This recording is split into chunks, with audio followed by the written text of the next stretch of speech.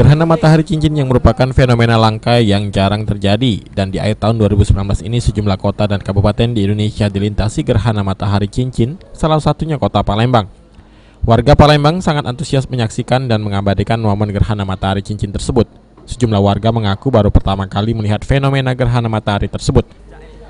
Meski sesekali diselimuti awan hitam, warga tetap antusias menyaksikan dan mengabadikan momen langka ini melalui smartphone-nya.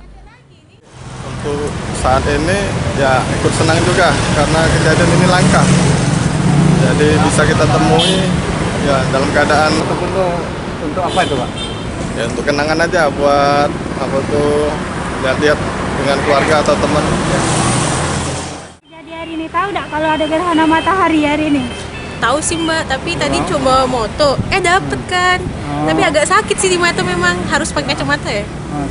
Ini sudah berapa kali nengoknya ini? Baru kali pertama sih, Kali pertama. karena yang pas total dulu udah di Palembang.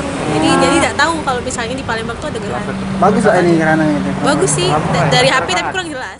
Selain mengabadikan momen ketika gerhana matahari cincin melintasi kota Palembang, warga juga melakukan sholat gerhana di Kanwil Kementerian Agama Sumsel. Heru Wahyudi, PAL TV.